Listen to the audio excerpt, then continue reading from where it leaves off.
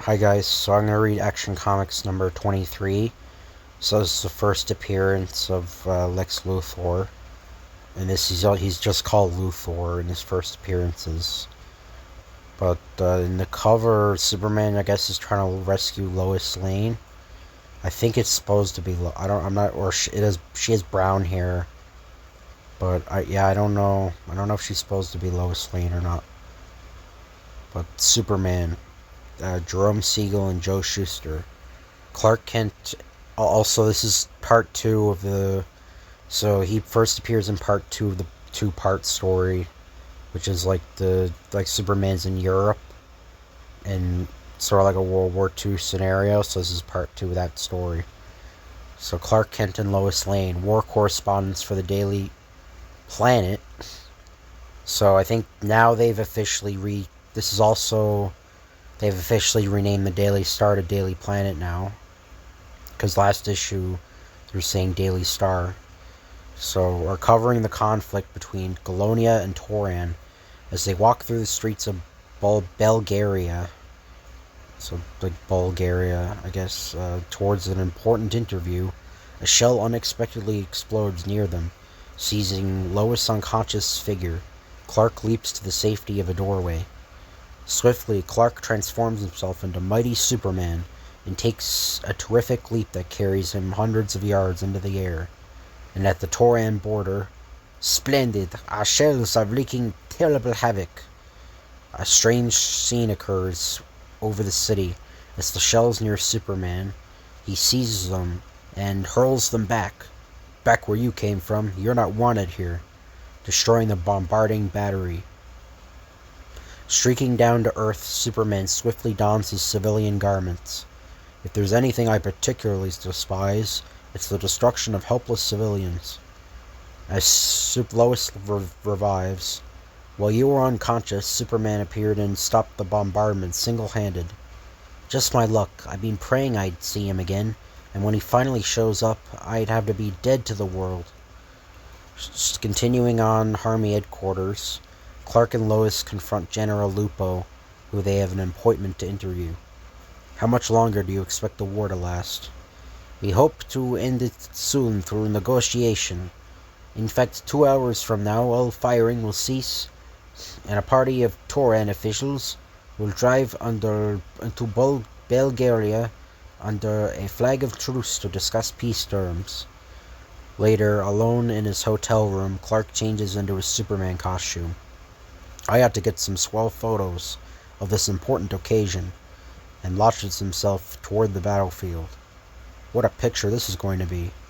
But as Superman snaps the lens of his camera, the car explodes. Within Toran, our officials were destroyed despite the flag of truce. Another example of Galonian treachery. Within minutes, the battle resumes with renewed bitterness. Superman returns to the hotel room. I don't get it.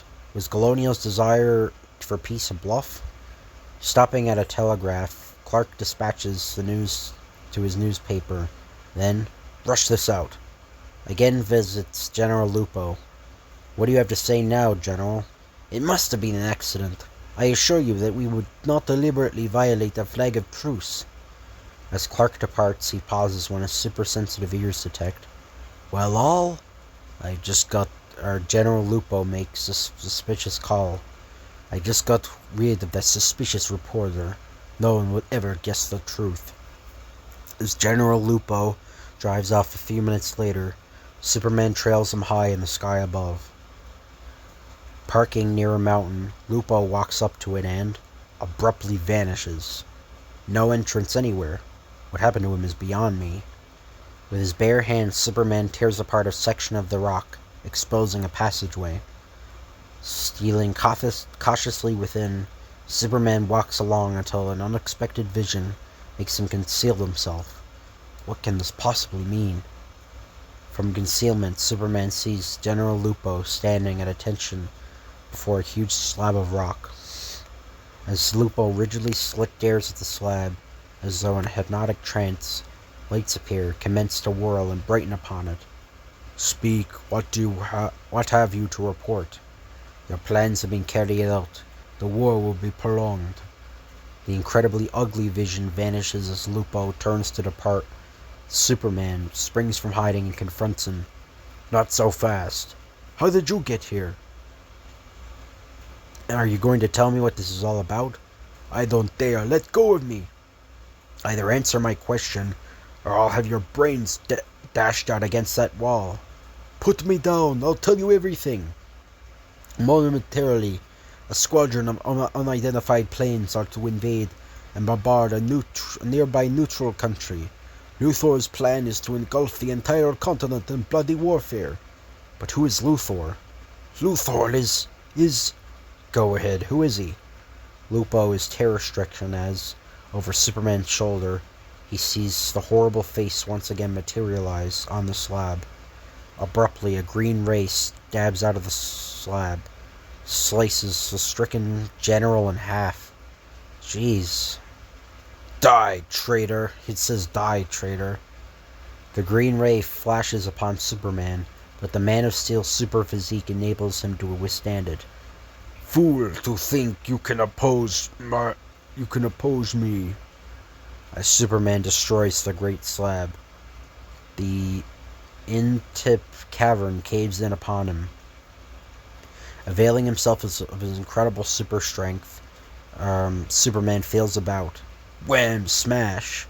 And succeeds in burrowing his way out into the sunlight. A squadron of unidentified bombers headed toward the neutral nation. As the hindmost bomber sights Superman's figure suspended in the empty air before him, the gunner frantically attempts to shoot him down. A man in the sky! Impossible! Out you go. Odd, your uniform is entirely unfamiliar. As the remainder of the squadron swoops at him, Superman shoots down 2 of them. Out of ammunition. Now to set the controls. Climbing out upon the plane's wing, Superman plucks 2 of the planes out of the air and smashes them together. Just one more enemy plane to go, so crash. Climbing back into the pilot's seat, Superman dives straight towards the remaining enemy plane. Crash.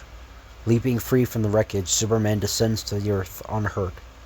And that attends to Luthor's plan to draw another country into the war. Later, in his identity as Clark Kent, the Man of Steel seeks to warn the 2 warring countries of the greater menace that faces them.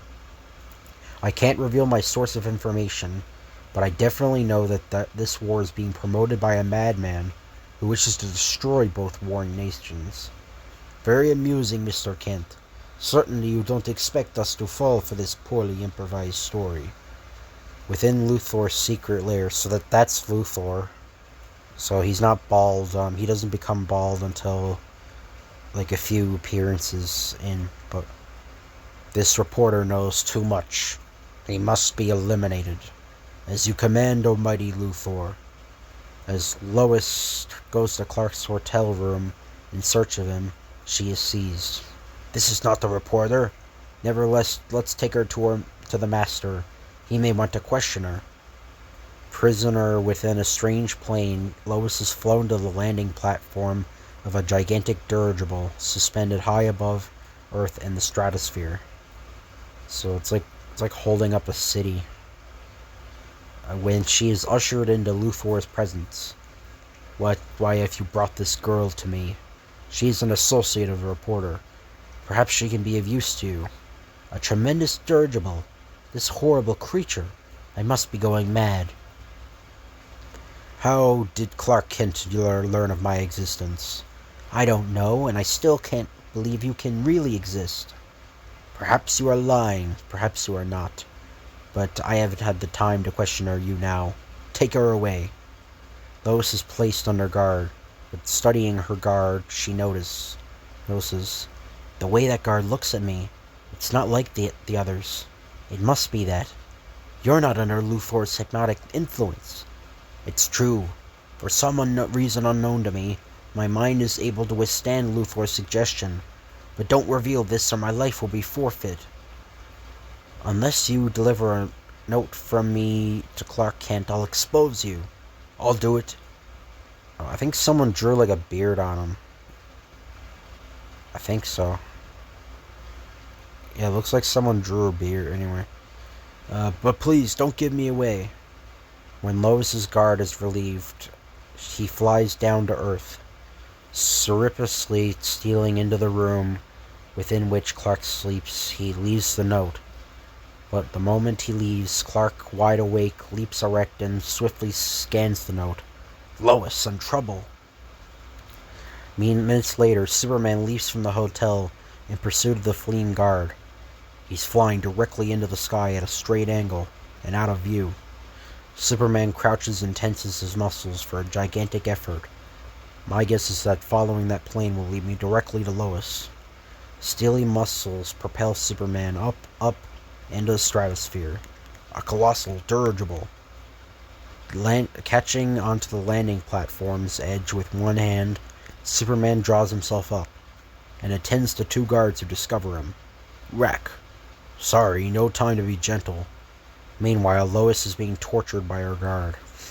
Luthor wants the truth from you. But I've already told you all I know. Come on, talk fast. With his X-ray eyesight apprising him of Lois's predicament, Superman leaps toward the tower within which she is confined. I'll attend to that brute in short order. Superman! How's that? Quick, take my arm. We've got to get out of here. I'd advise you not to leave. I don't fear you. You can't harm me. But the girl, she is not invulnerable. Either, submit or she dies. For Lois' sake, Superman permits the girl and himself to be escorted by guards into Luthor's presence. Keep your chin up. With you nearby, I've got nothing to fear. What sort of creature are you? Just an ordinary man, with the brain of a super genius. For scientific miracles at my fingertips, I'm preparing to make myself supreme master of the world. My plan to send the nations of the earth at each other's throats, so that when they are sufficiently weakened, I can step in and assume charge. The only thing you should be stepping into is a straitjacket. Acceding to Luthor's demand, Superman permits himself to be chained to the wall, while 4 green rays bore at him steadily. So these green rays aren't kryptonite, but you might, in like someone's headcanon, you could probably say they are like kryptonite though. So very interesting how strong your skin is. But I guarantee you that 5 minutes under those rays will result in your annihilation. As the rays blast down at Superman, he feels his powerful strength slowly departing. See how I destroy the mighty Superman. No one can stand in Luthor's path. No one. Bah! I tire at the slow rate of destruction. With this powerful ray, I'll blast out cities in moments. But before Luthor can put his great ray into operation, Superman acts. Duck, Lois! And he's like aiming the ray at the goons. Summoning up. Wait, did he kill them? He actually might have killed them. It said like, or I don't know. Anyway, this is kind of weird. So summoning up his last bit of energy, Superman catapults across the room at the ray machine, destroying it. Wham! So you barely see this, but it says, cursing Luthor, whirls another great ray upon Superman, blasts it full at him. Now die! That ray is sapping all my strength. Don't harm me and I'll give you unlimited riches.